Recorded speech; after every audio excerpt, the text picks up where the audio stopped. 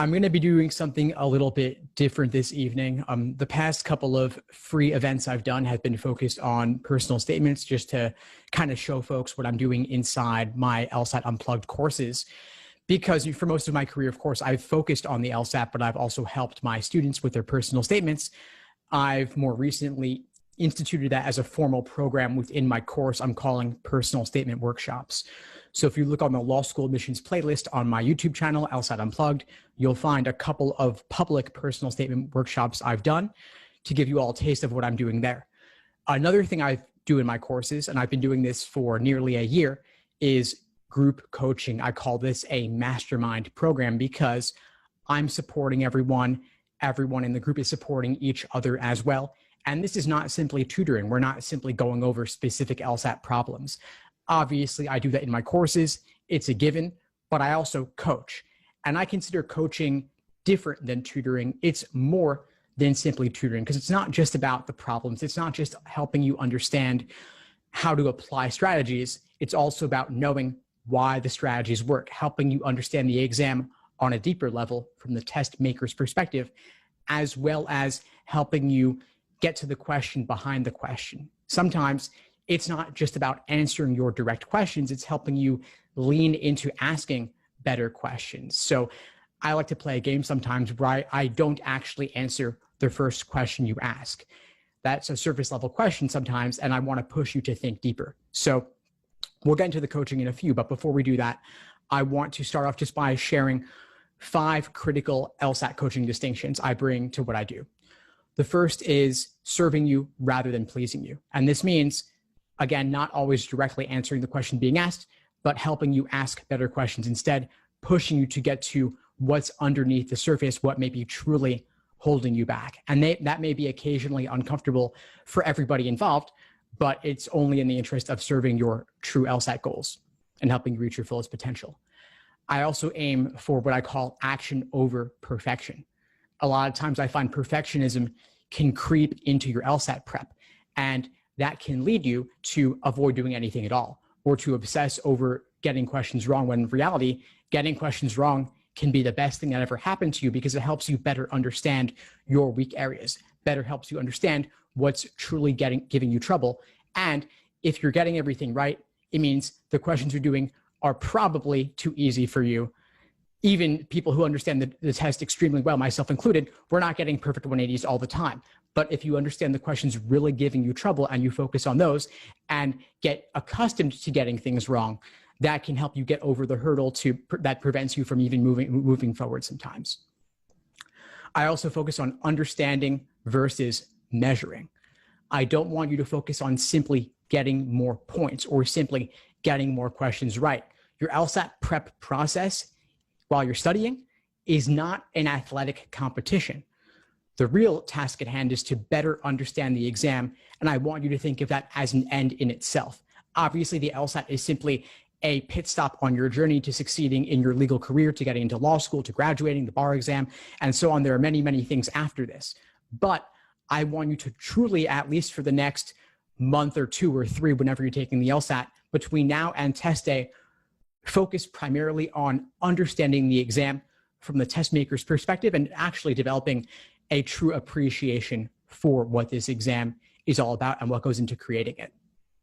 I also want you to think about understanding versus application.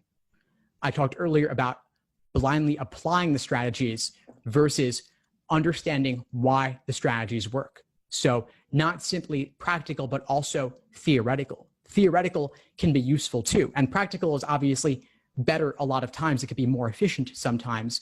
But if you understand the exam on a theoretical level, that can sometimes help you derive the correct answer without having to write anything down or even have to evaluate the answer choices. You may actually come to the correct answer even before you look at the choices. That's what pre-phrasing is all about sometimes. Finally, 180 versus anything else. I never see any reason to aim for anything less than a 180. I'll have people apply to work with me and they'll talk about aiming for a 160 or a 165 or a 170.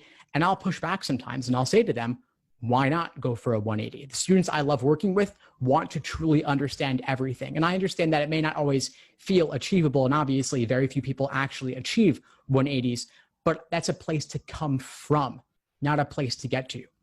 It's a place to come from, not a place to get to, meaning that is the attitude you bring into your prep.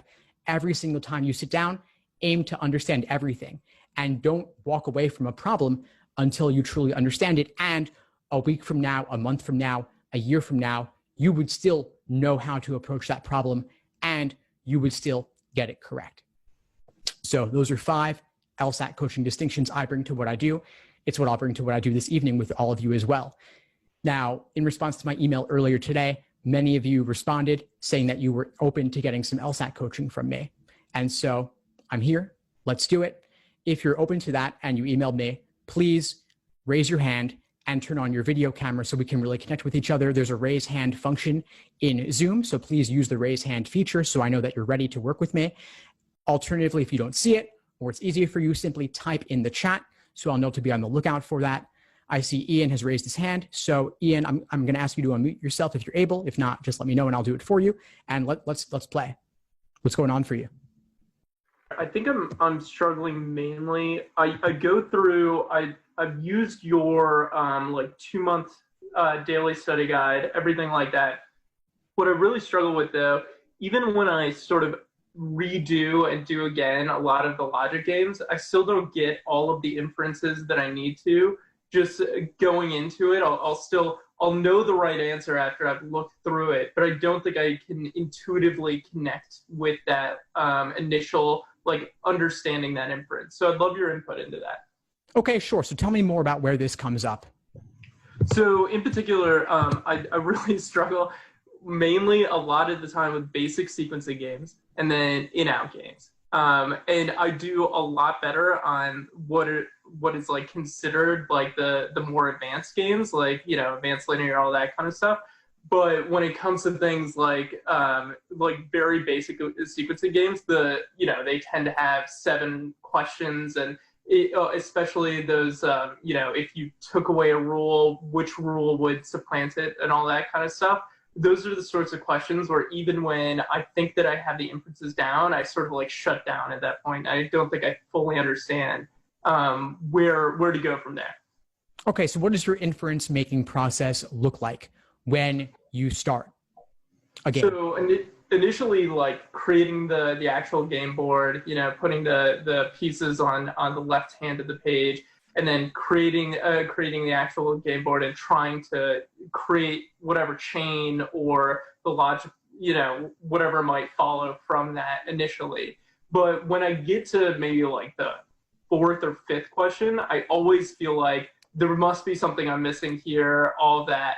And then once I like go back, do a blind review, I'll be super confident in my answer, and then I'll find out, oh, I got it wrong. I hear you. All right, so who else here tonight is experiencing a similar issue around logic games? Just raise your hand, nod, smile, give some indication to Ian that he's not alone in this, if that is true for you. Yeah, so I see a few folks agreeing with you there. This is a common experience. So you're definitely not alone in this, Ian. Now, how many minutes do you spend on that initial setup, making inferences before you dive into the questions? Usually too long, to be honest. Probably like 3 or 4. 3 or 4 minutes. Okay. Yeah. That seems pretty reasonable to me. And you mentioned ordering games, conditional in-out games. You also talked about rule substitution, which comes up in all different game types. Yeah. Because it seems like a pretty broad issue for you here. Now, let me ask you this. Do you need to make all the inferences up front? And what does making all the inferences mean? So I guess I don't, to your point, I don't need to make all of the inferences. I guess what I'm struggling with is I always think when I'm at that 4th or 5th question, there must be something that I'm missing when I take that first pass onto it. And I think that just like going through each individual question and all that, there's always something where, when I see something that I've gotten wrong at the end after doing a blind review, I always think like, oh, like if only I had thought of that, like in my initial prep, I would have been able to get that question right. 2 things occur to me. One is, do you do the game's questions with the questions within a game in the order given? So I'll start with that one. Yes. Okay. That's something I want us to revisit, the idea of maybe doing them in a different order.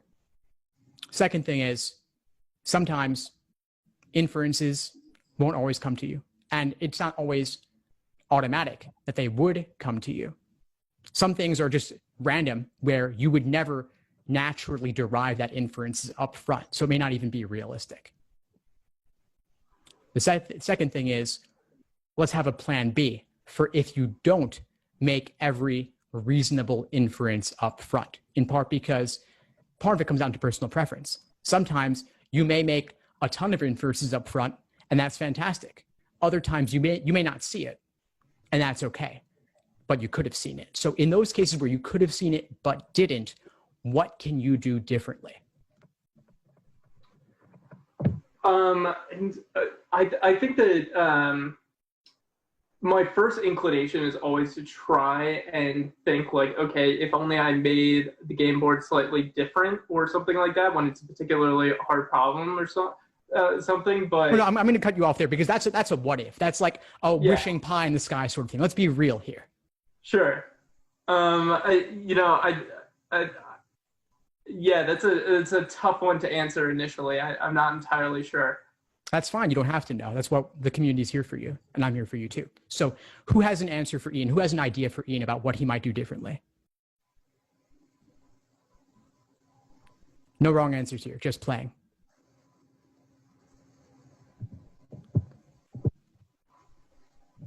It's okay. I know it's scary. This is a new format for everybody. My name is Jackie, and something that I've found is that sometimes simpler is better for the inferences because it's worse to make an incorrect inference and then act upon it. So just making sure that you have at least the bare bones skeleton that's a working piece, and not expecting that you're going to have an epiphany and just solve everything in 2 minutes, because you don't necessarily need to do that to get everything right. That's excellent. Thank you for that, Jackie. I would agree 100%. You don't need to have everything to get everything right. That's a huge insight there, meaning that sometimes what you have could be enough. It may not be all the inferences in the world. Another idea is to use previous work. So if you approach the questions out of order, you will maximize the number of valid hypothetical scenarios that you have available to you to later help you solve those more general global questions that involve major inferences, like what in general must be true or what in general cannot be true. Sometimes you'll make the inference up front. Sometimes you won't. Sometimes it's a natural thing that half the people could have done and did, and half the people didn't see it. But other times it's something so random and so little that you would never even think to get it up front. And that's fine. That's where those previous scenarios come into play. We also have a comment here from Emily in the chat saying, try to separate out the limiting variables, which is a great strategy for making inferences up front. Emily, would you want to share more on that? Feel free to unmute yourself if you like. So I was actually more commenting on the last part of what Ian had talked about, which was the rule substitution questions that come at the end. Not the first part, but usually when I have those sorts of questions that I'm looking at, it'll be a situation where they'll be talking about two pieces, but then a third piece might have been involved either between them or on both of them. And so that's a sort of limiting variable that would need to be accounted for in a specific way in the answer choice. And so I don't know if I worded it quite correctly, but that's what usually helps make those kinds of questions faster for me. Well, thanks for that, Emily. And by the way, I have a ton on rule substitution questions. Any of you who are in my course, I have plenty there. I also have plenty on YouTube and my LSAT blog as well. So if you just search rule substitution or equivalent rule on my YouTube channel or blog, you'll find plenty there as well. I know we have a conversation coming up soon, Ian, as well, so we could talk more about it then also. Anything else on your mind, Ian? Anything else we could support you with? I mean, that is my primary concern right now. I'm totally willing to open the floor up. Awesome. Well, thank you for joining. I appreciate it. I know, Dana, I know that you had a question related to logic games and inferences. Would you want to share more? Yeah, I think it was pretty similar in nature to the issue that Ian brought up, but maybe I might even be like a few steps behind. I just don't feel like I have a good process for identifying inferences, and that I maybe don't allocate enough time. I mean, I spend roughly, I think, 3 minutes as well trying to come up with inferences, but I find myself moving quite slowly through questions sometimes, like having to diagram literally every answer option to try and get to find the answer to a question, which seems pretty ineffective. And so I like often question whether I found all the right inferences. And so I just don't really have a good process, and I don't really know when to feel comfortable to like move on from my setup and start tackling the questions. So yeah, pretty similar in nature to what Ian was talking about. And how long have you been studying for? Probably about 2 months, but varying in intensity. But Okay, how many games? How many games have you done?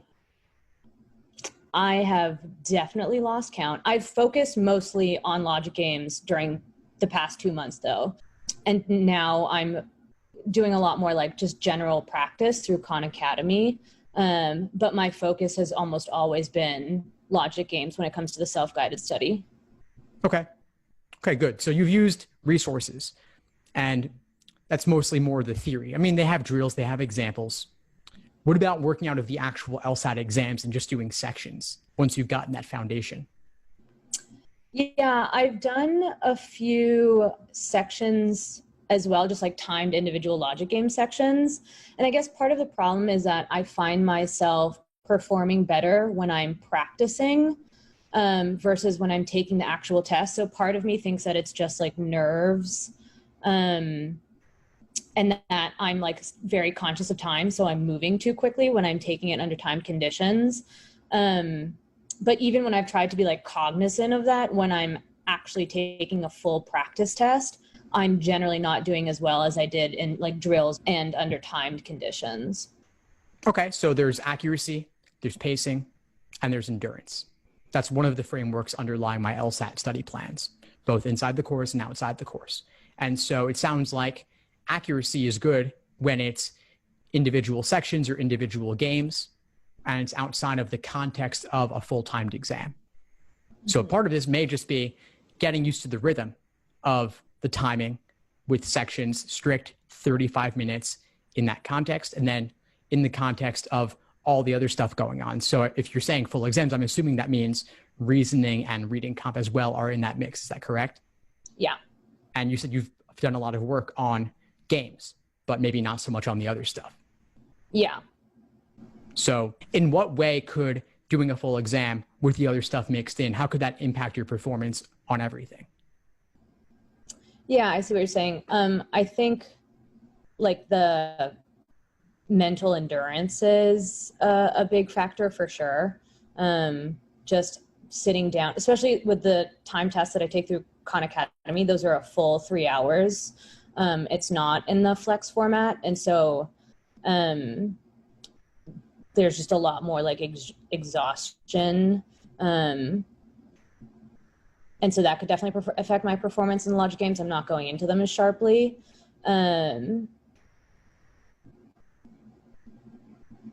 Yeah, and maybe just general anxiety about the other sections as well might be impacting my performance in the logic games.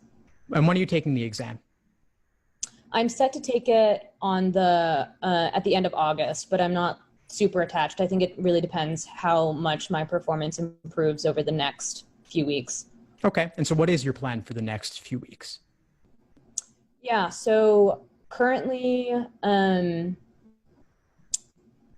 my like foremost plan was just to continue with Khan Academy and doing like generalized study, because I was starting to think that maybe my like underlying strengths are really with reading comprehension and the logical reasoning. And so that I should start trying to like study for those sections formally. And so I have like a study plan through Khan Academy of doing a few hours like every other night and then taking a practice test every weekend.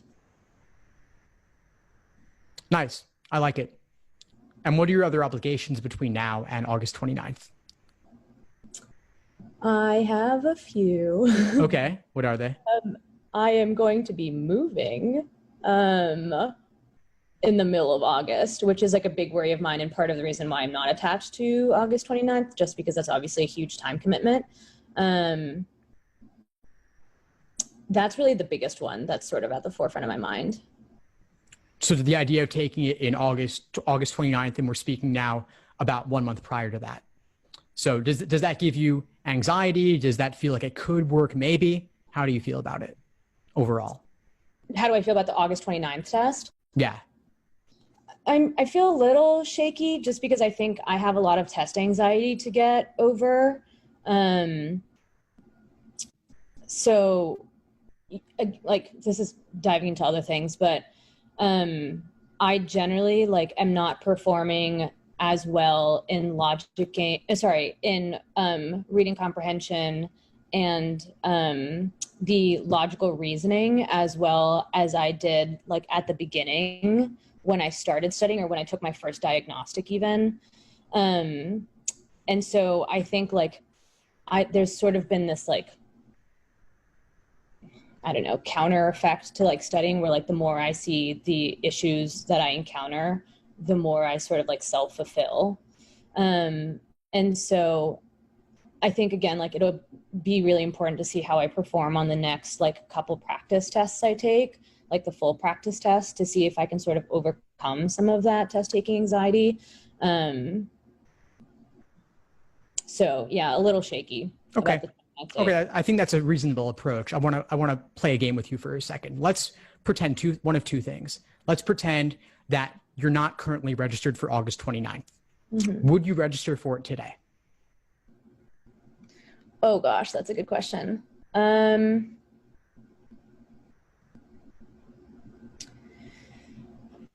guess my first inclination is to say no.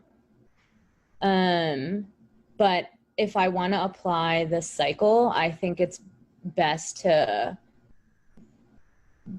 take the test in August and see what my score would look like, which I guess is why I would probably register anyways, even though I don't think it's like the best course of action, if that makes sense. Yeah, I hear that. And I'll give my answer on that in a moment, just from a practical perspective as to what I know about admissions. But before I do that, I want to play a different game with you. Let's pretend that the August 29th LSAT was canceled completely, not even a flex. It's just off the menu. The next available LSAT is October 3rd. How do you feel about that? Admissions considerations and timeline aside, I'll get to that in a moment. Okay. That would be great if I could just take it in August. Yeah. Do you mean August or do you mean October? Oh, sorry, I mean October. Okay. Well, I'll just jump in with a fact for a moment, which is that October is perfectly fine. You don't need to do August 29th. October 3rd is okay. Yes, all else being equal, applying marginally earlier is a tiny bit better. But if it's giving you anxiety to take it a month from now, and you believe that you could do even just a couple points better by doing October 3rd, it's totally fine. Even November would be okay. January becomes a little bit iffy, but October and November are totally fine. Do you think, sorry, I don't mean to command time. No, that's okay. That's okay. But do you think that, like, if I really would like to have like the best positioning for getting financial aid or like merit scholarships, that your answer would stay the same? Correct. Yes. October and November are still perfectly fine for merit aid, for scholarships. Yes, it's true that as time goes on, it becomes a little bit less available. It does work against you slightly, but again, if you can get even just a couple points more, totally worth it. Things do change when you get into the following calendar year, meaning you're taking the LSAT or you're applying in January. So it does diminish over time, but again, August versus October, there's not really a significant difference there because both of those are so early. And by the way, just as one comment about you not wanting to take up time, It's fine. Be selfish here, because allowing us to go deeper is actually serving everyone else here in this room and everyone else who's watching this later as well, because your questions apply to everybody else who's on right now. Everybody else here, I'm expecting, is applying to law school sometime soon, very likely this cycle. And so all of this is relevant to everyone else as well. Okay. Thank you for answering my questions. Of course, sure, Dana. And by the way, even when you're not being coached by me directly here, everyone watching, take it as if you are being coached, because you can benefit, especially those of you live with me on this call right now. There's a certain energy to this conversation, and all of you can feel free to bring in your questions and concerns as well. And think about how might you have asked this question? What might you have responded when I was asking Dana these questions about how you feel about August versus October? All of that is very relevant to deciding between any two particular test dates. And thank you for playing with me, Dana. Oh, Jackie, I want to acknowledge you as well for answering Ian's question. So I want to give you the floor now to ask any questions or challenges that you're facing, and I appreciate you. Thank you. So I found that sometimes with the logic aims, like I skip over a rule or something like that, and it's like very frustrating to me that like I'm skipping over rules, and like if I get like a logical reasoning question wrong, it's because like I misread the question. Like I have procedure down. I'm studying like 12 to 15 hours a week, and I'm scoring in the upper 160s, lower 170s, but I'm not confident that that will transfer over on test day, especially because of nerves. So like my biggest problem area is like making sure that I'm like reading carefully. But oddly enough, like that doesn't happen in reading comprehension. I usually get that right. Okay, no, thank you for asking that. So you mentioned, Jackie, that you have procedure down. What does your procedure look like? So I read like the paragraph first. You know what I mean by the paragraph? Yeah. Yeah. So I read that, and then from that I like try to take out like different rules I know like that I need to like include, for example, like numerical distribution or something like that, right? And then I go on to like each question, and like for the first question on my paper I write 1, and then I write down like what that means and like variables and things like that, and then I keep going. But like for some reason I don't understand, like sometimes I miss like a rule. It's not even an inference, it's an actual rule. How long do you spend on this setup? 2 to 3 minutes. Okay. I think most people spend around 2 to 3 minutes. I heard earlier Ian and Dana were both saying around that amount of time. That's a reasonable amount of time. So where is that time largely being allocated? Inferences. Okay, so after you've drawn the main diagram, looking to connect the rules. Mm-hmm. But it's possible that a rule gets left out, or it's possible that a rule maybe gets or I don't even write it down. Okay. No, I don't misinterpret the rules, but Not like even that, sometimes I don't even write it down. And Okay. I don't know. It's not carelessness, but it seems like carelessness. So I don't know what's happening. Do you ever double check? Do you ever do things twice? Yes, but like I'm finding like after this week I just did logic games. And, like I'm finding that like sometimes I don't double check. Or like if I double, I don't know. Like I don't know.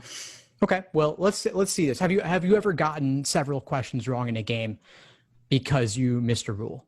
Yeah. Okay. If I was going to remove $10,000 from your bank account every time you made a mistake on missing a rule, what would you do differently? I would check. I would double check. If I told you I was going to remove 5 points from your LSAT score because you missed a rule, what would you do differently? Double check. Yeah. That's it. But I worry about like the amount of time that would take. And I know that like that's not necessarily rational, but it's a How worry. long do you think it would take? I don't know. Like 10, 15 seconds. Maybe. Only one way Maybe to find more. out.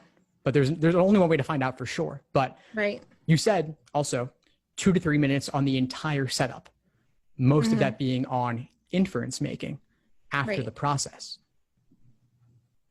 So that means that the majority of 2 to 3 minutes, meaning at least a minute to a minute and a half, is solely on the inferences, meaning that it definitely takes less than a minute to a minute and a half to simply check the rules the first time. Mhm. And probably a double check might go faster than the initial check because it is the second time. Right. Most Right. of the rules you already have down. Most or all of them, maybe just one is missing. You also mentioned numbering the rules. Did I catch that correctly? Yeah. Especially because like you can't write on the virtual screen. So like I always like make sure that I do my logic games on scrap paper, because on the actual test, you're not gonna be able to write on the actual like paper. And for Right. me, like writing on paper is easier. Yeah. So I just make sure I do that. Sure. Now you're saying rules. I assume you mean the indented parts under the paragraph. Is that correct? Yep. Okay. So you're missing something from there, right? Yep. What about rules that are in that initial paragraph? Sometimes there are things buried in there too, right? Yeah. I mean, usually I'm able to catch them, but sometimes not. But like this week I like spent a lot of time like making sure I could do that. Nice. Just drilling that. Good. Do you ever find yourself in a position where you could memorize the rules? I feel like that would take too much time, and that's not necessary. Agreed. It's not necessary, and it would take a lot of time. The reason I bring this idea up is just as a concept, as a game to play with yourself. Logic games really test your short-term working memory. They push beyond those limits, which is why it's so easy to make a mistake. If you think about it, what can we hold in our heads? A decent amount, but not that much. That's why phone numbers are chunked. You have area code, then 3 numbers dash 4 more numbers. They're separated, and it's hard to memorize lots of phone numbers. That's why we live with our phones. The phone books are very useful, right, inside our cell phones. But the number 7 numbers is probably the most you could reasonably get, which is why they put those dashes there to make it a little bit more manageable. Logic games, they're pushing beyond those limits, as reasonable limits as well. And obviously all of it's extremely arbitrary and random. Right. So pushes beyond those limits. But as an exercise, it might be useful to see, could you diagram all the rules and then look away and write them all down without even looking? It's possible. I mean, maybe not the first time you see a game, but the third or fourth time, more reasonable. I mean, I could spit out the rules for a number of games just simply because I've done them so many times. They've actually gotten baked into my long-term memory, which is useless in most contexts, but for the LSAT, it happens to be useful. But I want you to just play with that idea, because it could be useful going through an entire game to not have to look back all the time. If at least a couple of rules were burned into your memory, that would be a useful thing to have going on. I don't know if I would trust myself with like nerves. Do you know what I mean? Like I might misremember that. Yeah, you might. And obviously it's hard enough in the context of simply studying on your own time, let alone under the stress of a timed section, even more so when it's the real thing on test day. So I'm not saying that you have to get there, but it could be a place to play. And that could be a place to see, are you getting everything down at the beginning? Because if you were trying to memorize them, I guarantee you would be reading those indented rules a lot more seriously. You would be checking through them a lot more, and you would be extracting your interpretation of them as you were writing them down on scratch paper. Right. So simply a place to come from. If you were trying to enter one of these crazy memory competitions, how would you go about interpreting those rules? Just a place to play. Also, just a follow-up question. How do you know like when it's better to like draw out like the inferences on like the number line, for example, versus like doing the templates?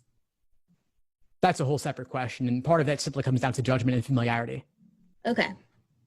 You got to play with that. If you want to see how I do that, watch my video explanations. I've got them for nearly 200 logic games on YouTube. I'll throw the link in the chat for those who aren't aware. These are also all on the YouTube channel. I have playlists devoted to them. Okay. And then, sorry for monopolizing. Don't your time. apologize. Don't apologize. So like transferring that technique to logical reasoning and making sure I understand the question being asked. What's a good way to do that? You mean the question stem? Yes. Where don't you understand it being asked? In what context? Like for example, sometimes like I mix up like the sufficient and the necessary assumption, but then when I look back, I'm like, oh, it's obviously this one. I don't know what I was thinking. Yeah. Yeah. I've got plenty of resources on that on the YouTube channel as well as the blog. Just search difference, necessary assumption versus sufficient assumption. I've gone over it. Comes down to But that's just an example. Like, yeah. More like, yeah. I mean, Okay. I could say familiarity and I could say drilling, but Right. I've also, for any specific example, I've got it covered in my resources. I've got it covered in the YouTube channel. I've got it covered on LSAT blog. I've got it covered more inside my courses, but it comes But down to it's more about misreading, not misunderstanding. Misreading. also, I'll say the same thing. What would it take? What would it take for you to treat it seriously enough, where you slowed down if there were consequences associated? Which, of course, there are. Not going to sugarcoat Right. that. Right. Okay. Like slow down and like be more patient with like what's going on and like double check and things like that. Yeah, Okay. Perfect. Thank you. of course. And if that doesn't work for you, circle back to me and we'll find another solution for it. Okay. Thank you. Thank you, Jackie. Thank you for playing full out. I appreciate it. Amanda, you raised your hand. Let's bring you in. What's going on for you? Hi. I'm struggling a lot with inference questions. I've spent probably the most of my time studying for the LR section on them. And the ones that I guess might seem harder that have like a lot of different diagrams or conditionals, I studied like diagramming those and I can get those very quickly. It's the ones that you can't necessarily diagram that I have a really hard time doing. So I guess I'm wondering, what do you think would be the best strategy for those? Because I don't think it's a lack of like studying them enough. I think I'm not studying it correctly. Sure. So when you spend a lot of time, how are you approaching them? I'm doing a lot of drilling questions, and I'm spending time like going back to all of the inference questions when I do a time section or even a practice test on them. And sometimes even after they've given me the correct answer, I just don't see how they came to that conclusion. Yeah, I hear you. Do you try to pre-phrase? On the inference questions, yes, but I feel like I can only do that when I have a diagram. Yeah. When I've written out a diagram. I hear that. Yeah. I mean, that definitely lends itself more to diagramming. In the absence of pre-phrasing, what's your next step? I go through each one individually. So these questions tend to take me the longest. And I think I'll like go through each question individually and try to see if it makes sense. And then usually I just answer like a trap answer because I'm confused. Where do these questions fall within this section? Like what number question are they? It's not even necessarily like the most difficult in the middle. It can just be like any of the inference questions. Yeah. I mean, in the absence of a pre-phrase, it might just be evaluating the choices. It could simply be checking each one against the stimulus to see if it is a reasonable inference, to see if it's supported by the stimulus. In the absence of pre-phrase, there's not really much else to do. If you can see a connection between two parts, that's fantastic. As you said, formal logic lends itself to that very neatly. In other cases, it might just be connecting two parts in a non-formal logic way if there is some degree of overlap between two different parts. There, for example, there's one question where it talks about 500 million years in one section of it and then 100 million years in a different section of it. And due to the context of that question, there is overlap between those two facts because there's no overlap in terms of their time ranges. And so it's possible to make an inference on that basis. But again, could just be scanning through the choices, looking for matches. Okay. One thing I'll say is, I'll ask you is, does it relate to, do you check the choices against each other ever?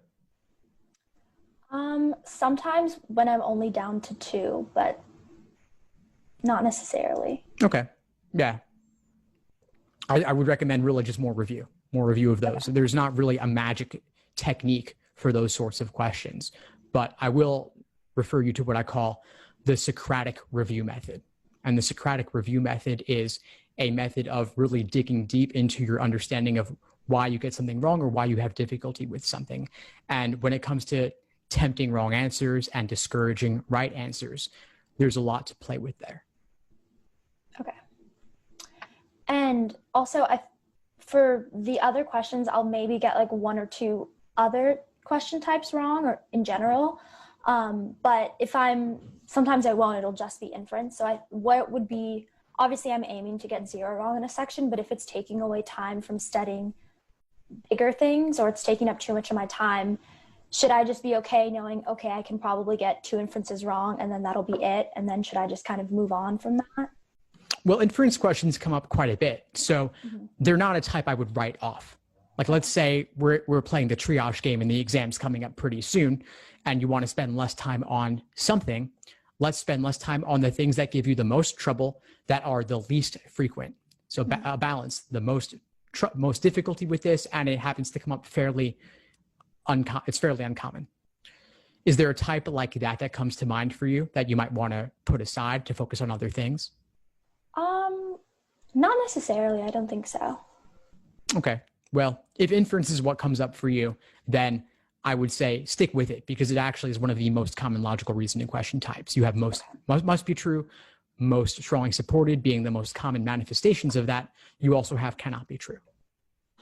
Okay. If there were a type that many people might want to put aside, I would say parallel reasoning and parallel flaw are, for many people, extremely difficult and fairly rare, to the point that I wouldn't invest tons of time on that if there are more common things that also give you trouble. So anybody who has trouble with both inference and parallel reasoning might want to spend more time on inference. Okay. But when's your test date? I'm shooting for end of August, but I can also do October if I'm not 100% confident yet. Yeah, either way, August versus October, you still have plenty of time to work on inference, and you will organically come across a lot of them, even in the context of doing individual sections and full-length exams. Okay. Anything else going on for you we could support you on? Just logic game in general, not so much on accuracy, but just on timing. When I started, I could only do like 2 games and maybe not even that. And now I can do 3 games regularly. And my accuracy is about like 0 to 2 wrong on the 3 games that I am doing. But even if I have time left over, it's like 30 seconds max. And I feel like I'm already pushing the limit of how fast I can do the games. So I don't know how to make that jump to a 4th game. Yeah, it's a common situation, 3 games versus 4. Anybody on the call right now have any support for Amanda or any ideas for Amanda around getting to that 4th game and solving it with sufficient time?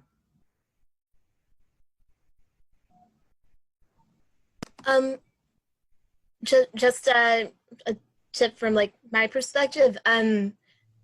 It might seem like counterintuitive, but if you work on the easier games and you can get like shortcuts and things like that, and just like almost like understanding like the patterns, then like you can get to a place where those are shorter and you have time for the longer games. Like it's not fair to think to yourself that you have to get every single game done in 8 minutes and 45 seconds. Like some are going to be less, some are going to be more. And just like understanding that and like being patient with yourself. Okay. Yeah.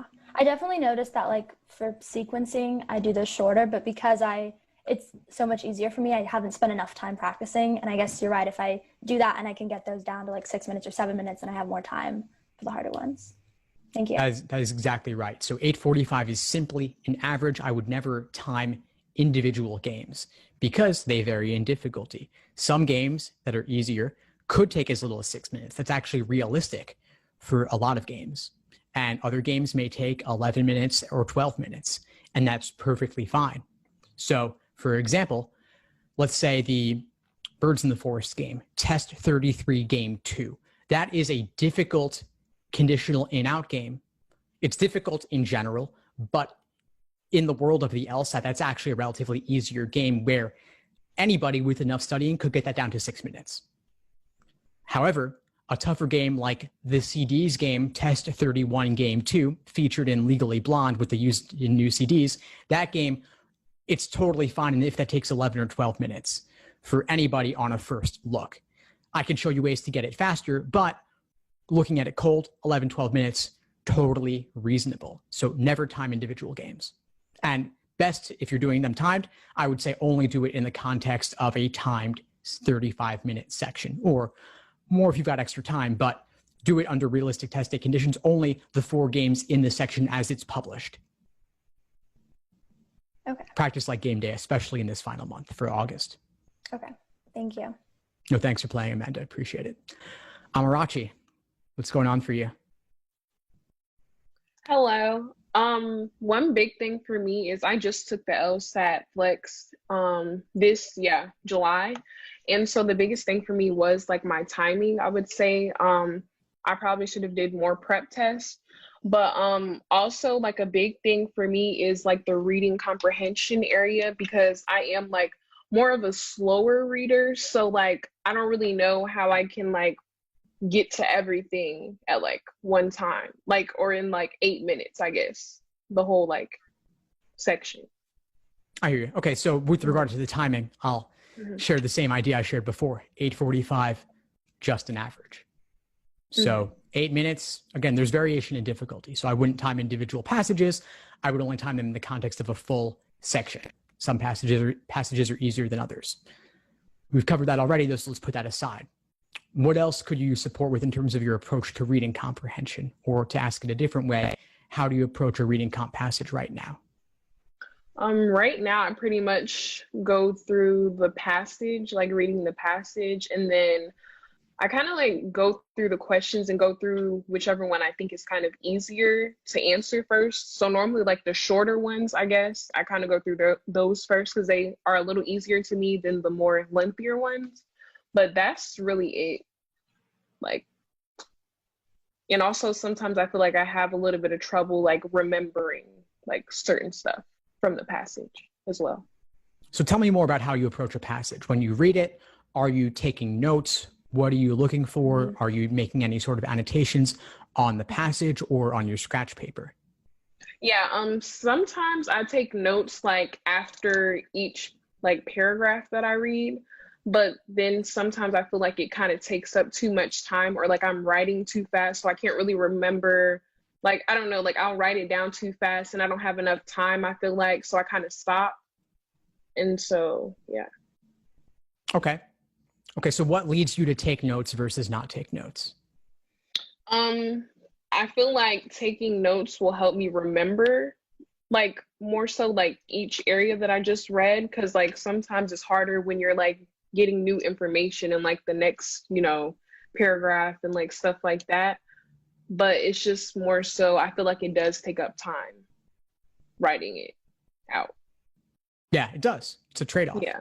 I want to ask you more specifically, though. You said there are some times where you take notes, and then there are other times where you don't take notes. So I'm wondering what is involved in making that decision for different passages. If I feel like the area that I'm taking notes on, like normally I feel like that area is like more like important. I guess it's more like the main idea of like the passage. So that's where I'll like normally write it down. Okay, I hear you. And how long do you spend on taking these notes, and how long do you spend on your initial read? I'm not really sure how long I take on the notes per se, but like reading it, I'll say it'll take me like anywhere from like 3 pushing like 4 minutes just for like reading it. Yeah. Okay. And then do you find that it becomes a bit of a time crunch with the questions? I heard from you that you were kind of running out of time. Yeah, I do. I feel like I definitely like run out of time by the time I get to the questions and things of that sort. Okay. Are there ever situations where you feel like there was some time that you used on that initial read through or note taking that didn't end up serving you? Yes. Okay. So what areas might that be? Sometimes like when I write stuff down, I feel like it might not have been as important as I thought it was. And so sometimes when I get to the actual questions, like sometimes I might think the main point, for example, like I might think the main point or the main purpose of the passage really was, like I thought it was that, but it really wasn't.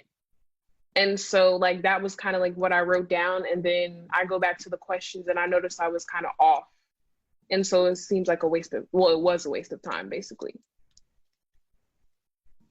And so do you feel like you start to get a sense of when that note-taking doesn't serve you? Yeah, when I get to the questions, normally. I guess what I'm asking more is, do you feel like through this process, you could learn what sort of note-taking serves your understanding and what sort of note-taking does not serve your understanding? So you can guess develop like an intuition for it. I guess like if I do it more, then I can figure it out. Because I do know like I didn't really focus on reading comprehension as much because I kind of like felt like at first, well, like I read all the time, so it's like it wouldn't be like where I needed to focus on as much. So I really focused more on like logical reasoning and logic games. But then later on, like when I started like going through it, I noticed that I'm kind of like struggling there the most. Yeah. And when are you taking the LSAT? Well, I just took it in July, so I was planning on taking it again in like maybe October or November to give me more time to really like prepare again and hopefully be the last time I'll take it. Yeah. So you've got some time to experiment. Mm-hmm. If you're going for October, you've got over 2 months. So I would be thinking about developing a consistent note-taking strategy as well as a consistent approach and an idea of where to allocate time and what to look for. Reading comprehension is more personal than any other section of the exam because you've been reading your whole life. You've been reading in different contexts. You've done reading comprehension on perhaps the SAT or the ACT or other standardized exams, or even simply in high school and college. A lot of it's a lot of reading comp.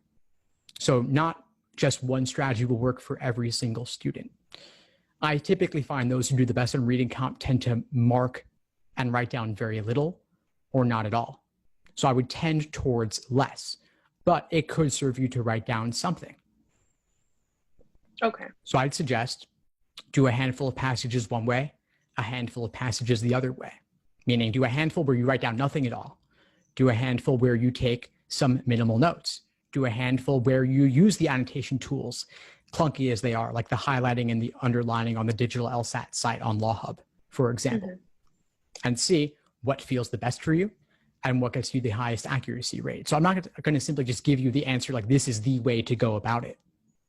I'm going to suggest experimentation and then seeing what works in the end. Okay. There are a couple of drills I recommend for you.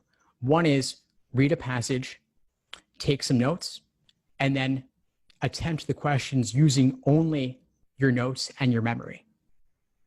This is obviously not realistic. You will be able to go back to the passage on test day, but as an exercise, how would you engage with the passage differently if you weren't going to be able to go back to it?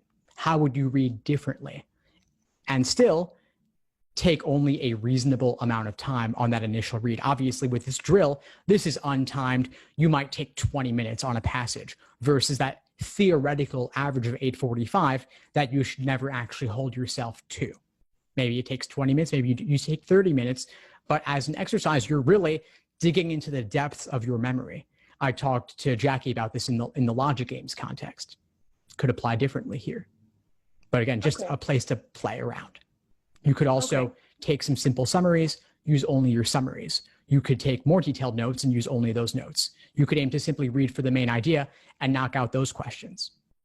All the general global nature questions. All right.